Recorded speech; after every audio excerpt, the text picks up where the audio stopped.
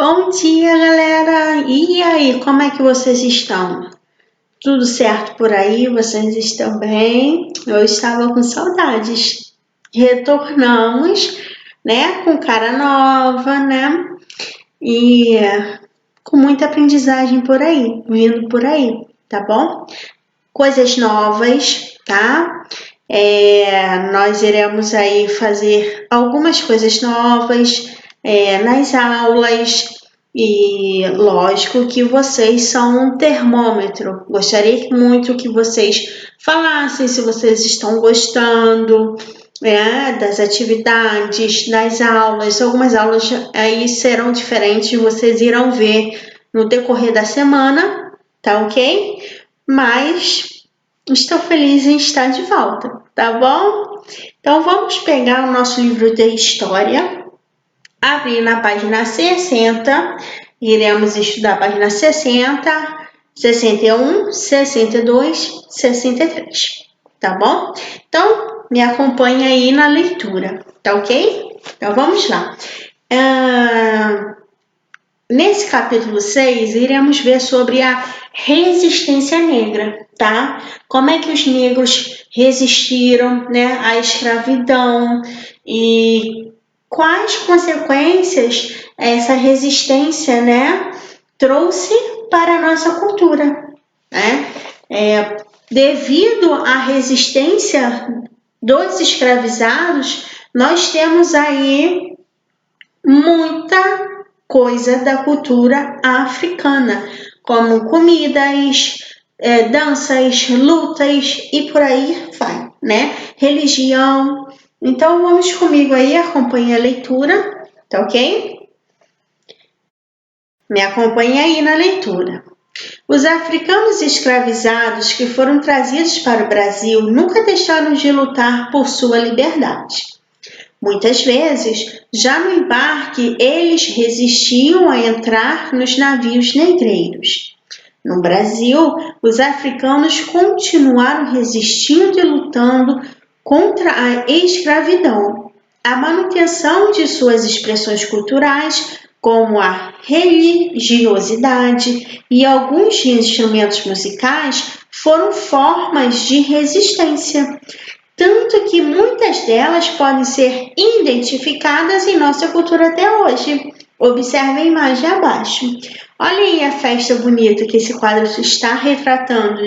Galera, olha, parece ser uma roda de samba, né? Então vamos lá, vamos ler. Aí, ó, esse quadro, essa imagem foi feita por Mara de Toledo. Roda de Samba 2005 foi feita de óleo sobre tela, né? Com o óleo sobre tela. Primeira pergunta.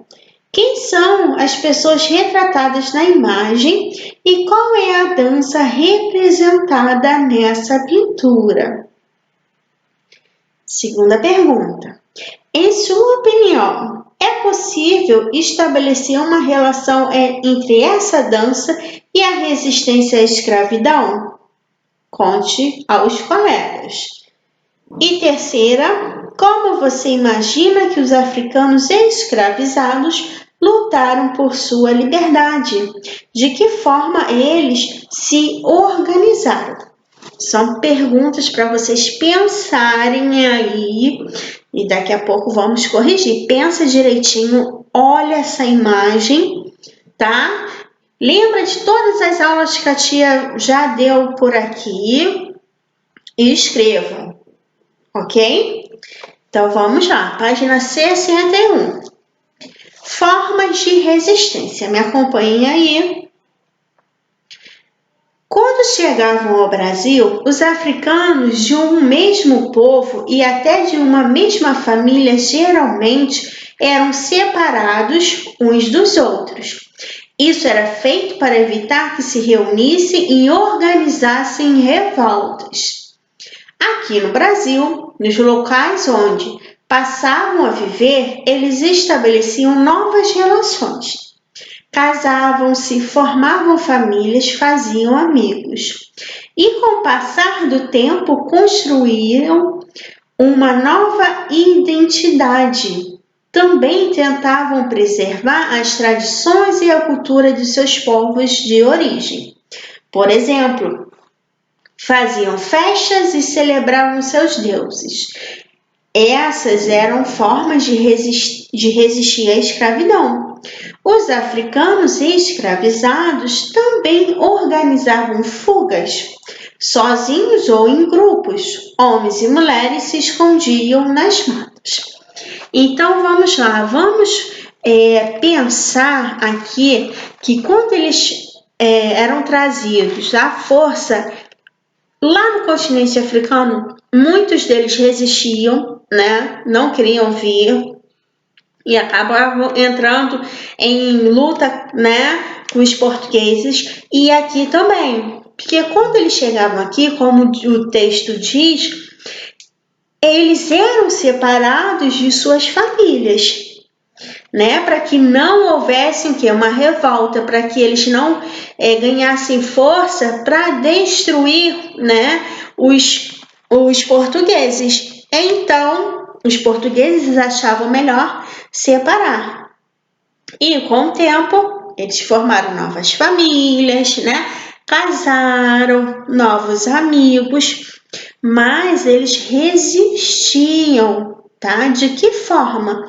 Celebrando o culto religioso deles, né? Seguindo a religião candomblé, a umbanda, eles faziam isso escondidos, né? Eles lutavam capoeira, eles fabricavam os instrumentos de origem africana e faziam uma roda ali de contar história, de cantar. Isso tudo é uma forma de quê, gente? De resistência. Por quê? Os portugueses, como nós sabemos, eles são de origem cristã, né? Cristianismo, eles eram católicos e eles queriam a todo custo fazer com que os africanos acreditassem nas mesmas crenças do que eles, né? Olha, você veio da África para cá, mas esquece tudo que aconteceu lá. Aqui é vida nova, tá? Aqui é uma nova religião, aqui são novos modos, né? Nova cultura, mas não é bem assim, né? Então os negros resistiam mantendo essas tradições, tá ok? Aí vem a pergunta assim, número 1. O berimbau é um instrumento comum nas rodas de capoeira, uma prática criada no Brasil pelos descendentes de africanos na época da escravidão. Em sua opinião, é possível relacionar a utilização desse instrumento à resistência dos africanos à escravidão? Explique. O berimbau é usado numa dança, né? Difundida até hoje no Brasil, muito comum nas rodas, né? Que é o quê? A capoeira. E esse instrumento é de origem africana e ele, todos nós sabemos que numa roda de capoeira tem lá um berimbau. E isso, galera, é da época da escravidão, né? Então, vocês podem perceber que foi passando de pai para filho até chegar hoje, né? Aqui. Esse conhecimento. Vocês acham que isso é uma forma de resistência? Sim ou não? Guardem aí, escrevam e depois iremos corrigir. Vamos lá, página 62.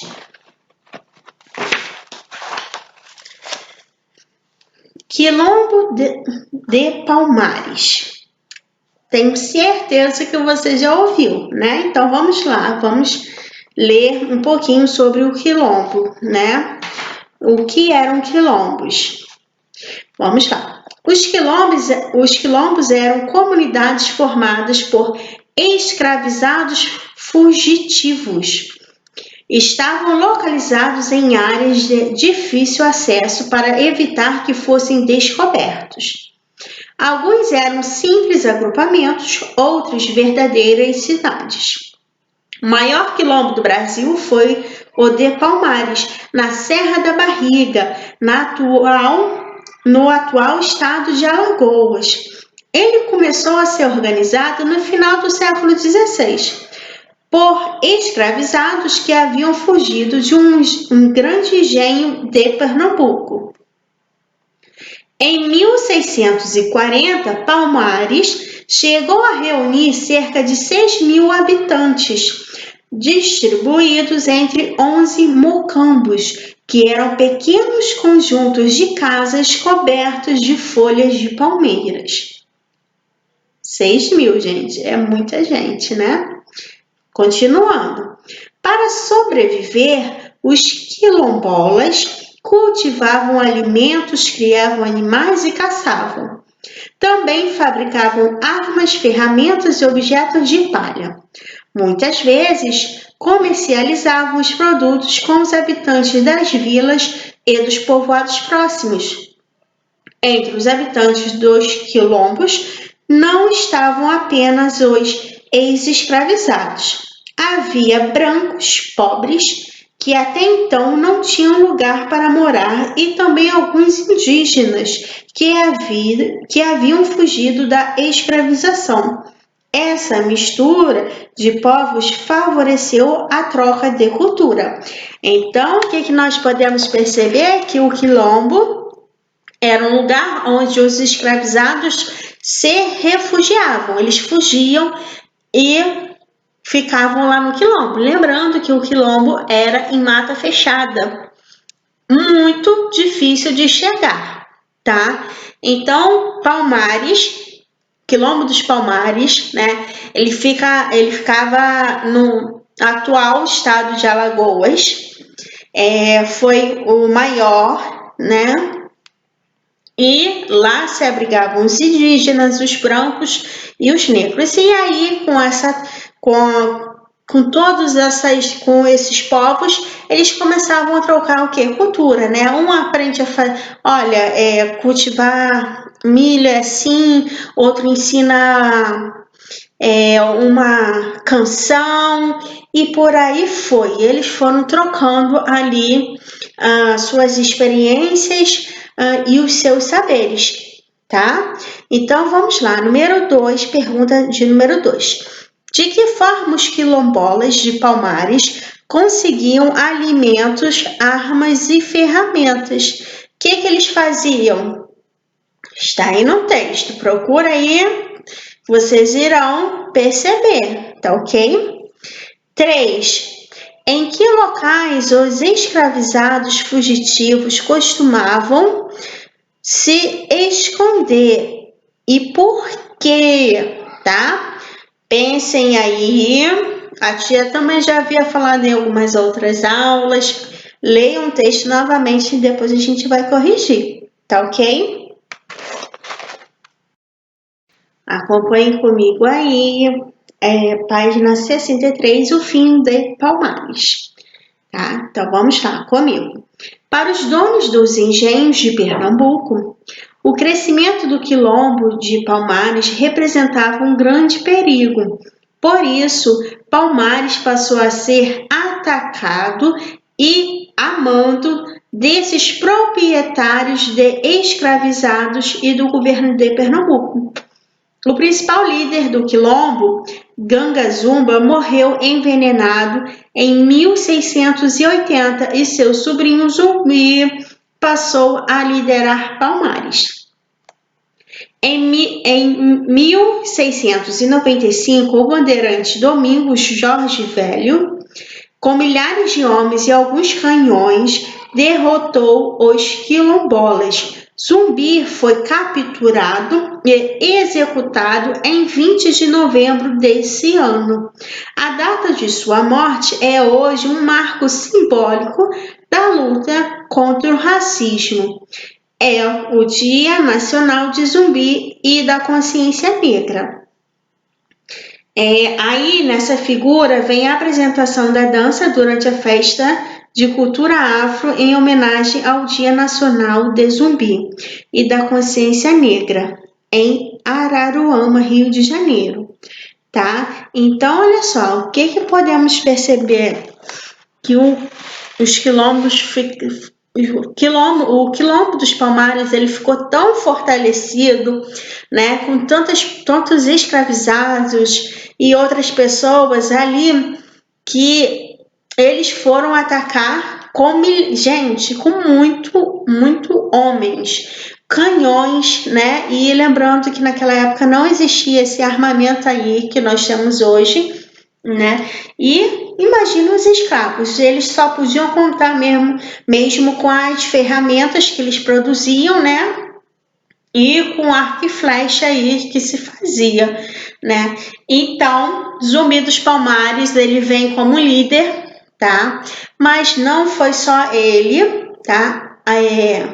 A Alta Cune é a avó do Zumbi, foi uma das fundadoras do Quilombo dos Palmares.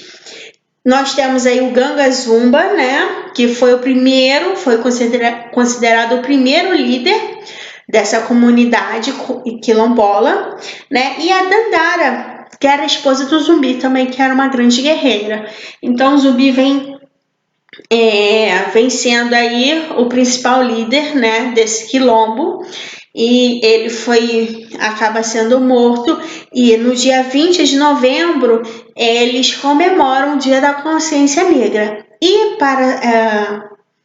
para os negros, né, de hoje, né, eles comemoram 20 de novembro sendo uma libertação, né, e a resistência da escravidão, né, a resistência dos escravos, dos escravizados. Por quê? Nós sabemos que dia 13 de maio nós comemoramos a libertação dos escravos. Mas sabemos, eu e você sabemos, que a princesa Isabel não fez isso de boa. Ela foi pressionada a assinar essa Lei Áurea. Então não foi porque ela quis, porque ela foi realmente pressionada. Então, para os negros, né, de hoje, eles celebram mais o dia 20 de novembro como uma luta contra o racismo que existe até hoje, né? Uma das coisas que podemos ver é sobre a religião dos negros, né? Tem pessoas que não gostam, né, de pessoas negras, e o racismo é real, ele existe até hoje. Então, os negros, desde aquela época, eles vêm resistindo. E hoje eles resistem o quê, gente? Ao racismo. Essas brincadeiras sem graças, essas piadas, isso não tem graça, né? Então, nós podemos perceber que é uma resistência realmente que começou lá atrás, né? Tanto é que nós temos aí a cultura, né, africana misturada aí com outras culturas, e são coisas que não podemos esquecer, porque quem construiu o Brasil, né, foi quem? Os negros, os africanos, né? Eles trouxeram toda a sua experiência em cultivo, em mineração, em carpintaria e por aí foi. Então, muitos saberes nós temos devido a essa cultura, né? Então, vamos lá. Número 4. Em sua opinião, celebrar o Dia Nacional de Zumbi e da Consciência Negra é uma forma de lutar contra o racismo? Por quê? 5. No município onde você mora, há eventos no dia 20 de novembro? Você já participou de algum? Compartilhe sua experiência com os colegas, tá? Então, respondam aí e eu já volto para corrigir, tá bom?